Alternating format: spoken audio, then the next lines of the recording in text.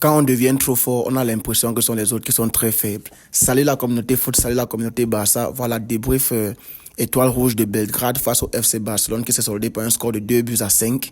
Voilà notre première victoire à l'extérieur en Ligue des Champions cette saison. Vous savez, le premier match à Monaco, on l'a perdu avec un carton rouge de Rigas à la 10e minute et tout. Voilà, donc ensuite on a enchaîné 2 victoires à domicile. Voilà, donc on rentre dans le top 8. On rentre dans le top 8 de la Ligue des Champions et ça fait vraiment plaisir. Plus 10 au goal à virage avec 9 points. Voilà, avec 9 points. On est 6e au classement dans le top 8. Donc nous sommes dans les places qualificatives directes pour la seconde phase ou bien pour la phase à élimination directe. Donc un très beau match. Très beau match dans l'ensemble, malgré qu'il y a eu des moments de saut de concentration, manque de concentration et tout, mais sinon dans l'ensemble, c'était un très beau match. Dans l'entame de match, on a vu qu'on n'était pas venu pour blaguer. Déjà, il y avait des rumeurs comme quoi au dernier match, comme la deuxième mi-temps n'était pas bonne, donc Hansi n'était pas content de la prestation en deuxième mi-temps, malgré que dans l'ensemble, c'était bon. Donc on comprend déjà que quand on marque moins de 4 buts, ce n'est pas bon. Ce n'est pas bon. Pour nous, ce n'est pas une bonne prestation quand on marque moins de 4 buts. Donc, aujourd'hui, il fallait vraiment que l'équipe montre que il faut vraiment jouer les 90 minutes à fond. C'est vrai, il faut se préserver, mais si tu n'es pas à 100%, autant mieux signaler au coach et puis on te donne le temps de repos. Et puis, en parlant de repos, vous constatez bien que c'est Koundé qui s'est reposé la dernière fois. Aujourd'hui, c'est Baldé qui se repose. Donc, ça montre à quel point les latéraux sont vraiment indispensable dans notre système de jeu et ils fournissent beaucoup d'efforts parce que offensivement ils doivent apporter leur pied à l'édifice et défensivement c'est d'abord les défenseurs à la base, donc défensivement ils doivent être solides. Donc c'est pas un hasard pour moi, c'est pas un hasard si vous voyez que ce sont les défenseurs, ce sont les latéraux qui sont mis au repos. Voilà, donc au milieu du terrain je m'attendais à ce qu'on fasse reposer Pedri, mais c'est Olmo qui a été mis au repos. Voilà, donc en plus de Baldé, il y a eu Olmo qui a été mis au repos. Sinon, le reste, c'était les joueurs titulaires qu'on a l'habitude de voir. Donc, quand j'ai vu cette composition, déjà moi, ceux qui ont l'habitude de suivre mes vidéos, vous savez que je ne suis pas très fan de Gérard Martin et Serginho Dominguez. Donc, quand j'ai vu Gérard Martin dans le 11, pour moi, je savais déjà que quelque part, cette défense ne me rassure pas. Cette défense ne va pas me rassurer parce que c'est vrai, ce n'est qu'un seul élément qu'on a bougé. Mais quand vous voyez à quel point cette défense est millimétrée, elle travaille au millimètre près, à tel point que c'est la machine qui doit détecter les hors-jeux. Ça montre à quel point elle est complémentaire et à force de jouer ensemble, il y a les automatismes qui se créent. Donc, bouger une seule pièce, ça peut être petit. Une pièce sur 4, ça semble petit, mais sinon, ce n'est pas rien.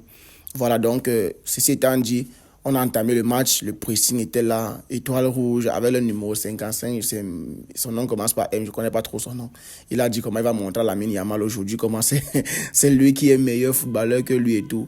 Oui, Lamine Yamal n'a peut-être pas staté, mais lui, on ne l'a même pas vu du tout. On l'a vu peut-être une ou deux fois quand il voulait faire ces choses, après il se retrouvait au sol. Bref, on ne le connaît même pas. Sûrement, il cherchait le buzz derrière le nom de Lamine Yamal, donc lui, c'est juste un détail. Donc, en termes de match, j'ai encore trouvé un début de match de Lewandowski très bizarre, un peu comme à l'image du match précédent, très bizarre. Je me suis encore posé la question, mais qu'est-ce qui se passe? Est-ce que Lewandowski a les problèmes mentaux? Est-ce qu'il est frustré de ne pas marquer depuis un bon moment? Est-ce que ça le frustre de ne pas stater? Est-ce qu'il veut à tout prix stater à tel point qu'il rate les choses faciles et basiques, quoi. Tu vois, il fait les contrôles ratés. Bref, son match était un peu mitigé. Tu vois, le début du match de Lewandowski, ça a commencé à m'inquiéter vraiment. Heureusement pour nous, il a fini par marquer. Voilà, donc le premier but, c'est Inigo Martinez qui marque son deuxième but de la saison, je crois bien. Sur un centre magnifique de Rafinha, coup franc dans la moitié du terrain adverse. Rafinha qui centre le ballon. Joli coup de tête aussi, il faut ça, c'est assez à souligner. Quand on a montré au ralenti 2-3 fois, quand tu vois le geste de tête que Inigo Martinez fait, ça c'est quelqu'un qui maîtrise l'aspect de jeu de tête, quoi. Parce que vraiment, ce n'était pas une tête basique, genre tu pousses juste le ballon au fond des filets. C'était vraiment une tête travaillée, genre tu pars chercher le petit filet opposé. Donc, premier but, 1-0 facile. Et quand vous-même vous savez, il n'y a pas l'adversaire en face, il ne faut pas se mentir. Et quand on ouvre le score, bon, c'était pas tôt dans le match, mais c'était quand même dans la première demi-heure. Donc, on sent que l'adversaire va prendre l'eau, en fait. Si le Real Madrid, le Bayern ont pu prendre l'eau, combien de fois Étoile Rouge de Belgrade entre nous? Il faut respecter l'adversaire, mais là, on sait qu'il n'y a pas l'adversaire en face. Donc, ensuite, on se fait surprendre. Et qui est-ce qui nous fait concéder le but? Gérard Martin. Gérard Martin. Et quand j'ai vu, c'est pour ça que j'ai commencé la vidéo en disant que oui, changer une pièce sur 4, ça a l'air banal, ça a l'air insignifiant, mais ce n'est pas rien. Et vous voyez que qui mène le premier but, ou bien qui fait qu'on concède le premier but, c'est Gérard Martin qui n'est pas aligné. Si ça aligne au millimètre près, comme avec Baldé, Koundé, Inigo et Koubassi, c'est que l'attaquant est hors jeu. Parce que déjà, il y a eu un premier but annulé pour hors jeu, oui. Mais cette concentration doit être faite pendant 90 minutes. Ce n'est pas qu'une action, tu es concentré, tu es aligné, et puis la suivante, tu n'es pas aligné. Donc, il nous fait considérer le premier but. Je ne sais pas si c'est le manque de concentration ou bien c'est le retard dans la réaction. Je ne sais vraiment pas, ou bien c'est le manque de communication, j'en sais rien. Mais on concède le premier but et c'est l'égalisation. À ce moment, je ne sais pas si vous vous êtes posé des questions, mais moi, à aucun moment, je n'ai tremblé. Lewandowski, qui faisait un début de match un peu compliqué et un peu bizarre, qui marque le 2-1. Voilà, le 2-1 de Lewandowski. Il y a Rafinha qui frappe sur le poteau, ça revient sur lui. À vitesse réelle, je me dis, il est hors jeu, mais quand on monte le ralenti, vous voyez le positionnement et l'intelligence du neuf dans la surface. C'est-à-dire le déplacement et le placement, il connaît. On a continué à rouler sur l'adversaire parce que c'est le troisième but. Jules Koundé, il faut en parler. Hat-trick de passes décisives, mais est-ce que vous vous en rendez compte?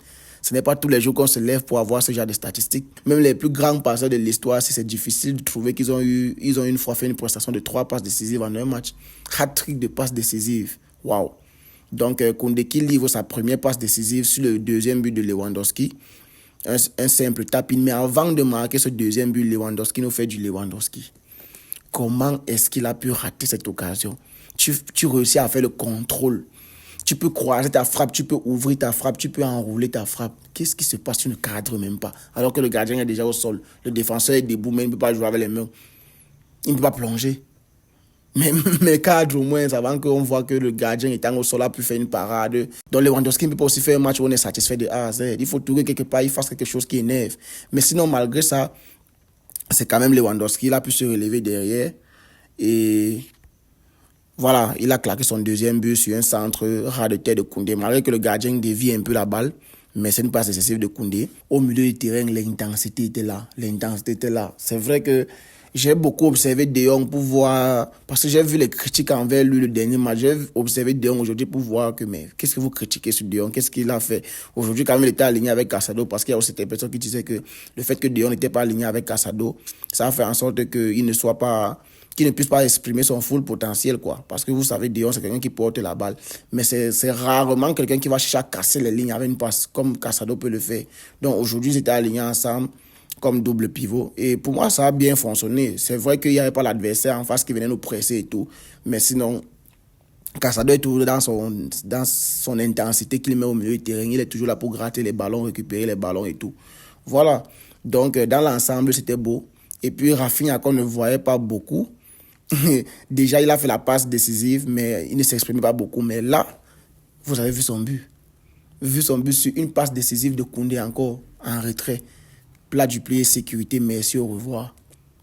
Plat du pied, sécurité, merci, au revoir. C'est-à-dire qu'il a placé cette balle. Oh là là. C'est-à-dire que chaque fois, Rafinha sort une arme dans son sac qu'on ne savait même pas qu'il possédait. À chaque fois, il nous surprend. Sa qualité de finition, c'est vrai qu'il a eu une première occasion où il passe seul sur une bonne passe de Lamine Yamal. Il boule le ballon en l'air. On ne sait pas ce qui s'est passé. On ne sait pas ce qu'il voulait réaliser. Le combat, il voulait la marquer, mais il a boulé le ballon au champ. Mais là, plat du pied, sécurité. À 4-1, le match est plié. Ça commence même à être ennuyant, comme d'habitude. Quand on gagne, c'est bien, mais on ne prend plus du plaisir parce que l'adversaire ne réplique même pas. C'est-à-dire que c'est un peu comme si un match de boxe, tu donnes un coup de poing, l'adversaire réplique avec un coup de poing. Au début, c'est chaud, on se dit, voilà, il se donne les coups. Mais après, tu tapes, il est seulement couché au sol, il ne réplique même pas, tu tapes. C'est ennuyeux. On ne prend pas du plaisir, malgré qu'il y a un qui assomme l'autre, sans que l'autre ne réplique. Mais non, c'est à peine si on prend du plaisir, parce que le match est one-sided. Il y a un fort et l'autre qui ne fout rien. Voilà, donc on s'ennuie pas mal. Jusqu'à ce qu'il y ait des changements à la 60e minute. Et j'ai beaucoup apprécié ça. Saluons notre coach, Hansi Flick, il faut vraiment saluer parce que 60e minute, il commence à faire reposer les joueurs. Il y a Pedri et Rafinha qui sont sortis à la 60e. J'ai beaucoup apprécié. Donc, avec la rentrée de Fermin qui a beaucoup apporté l'intensité. Vous avez vu le 5e but. Fermin est au début, au milieu et à la fin de l'action. Il fait un pressing, un premier pressing pour essayer de récupérer la balle. Après, je sais pas, ça se perd. Il refait un deuxième pressing pour encore récupérer la balle. Il se démarque. Quand j'ai vu l'effort qu'il a fait, parce que ça avait déjà signalé sur les applications de foot que le Barcelone avait marqué. Donc, ce qui fait que quand il récupère le ballon, j'observe son mouvement et j'espère que c'est lui qui conclut l'action parce que vraiment, tout est à son mérite. C'est un but à 1. Et on avait déjà un Gérard Martin qui se gérait, mais avec la blessure de Pao Koubassi, vraiment, les images ne sont pas belles à voir. Et je suis surpris que ce n'est qu'un carton jaune qu'on a donné. Mais en même temps, c'est compréhensif parce que l'adversaire en face, déjà, ne réplique pas. Si tu vas encore enlever un homme si tu vas encore enlever un homme dans leur équipe, c'est que c'est boulevard, c'est dit que tu veux qu'on leur donne. Donc, c'est vrai qu'on n'a pas pitié dans le football parce que c'est horrible. C'est vrai que c'est pas comme si le pied était trop haut, c'est plutôt Koubassi qui s'est aussi baissé. Mais là, il y a blessure, le sang coule et tout. Donc, carton rouge, là, ça n'aurait pas été un scandale. Mais bon, carton jaune, on prend, on laisse, on passe. Et puis là, il était obligé de sortir. Et c'est là où mon autre ami que je n'aime pas, il entre. Sergi Dominguez, c'est pas possible. Comme si Gérard Martin, ça ne suffisait pas, on nous a rajouté Sergi Dominguez malgré nous. Donc, il est entré et puis on a concédé le deuxième but, 5-2.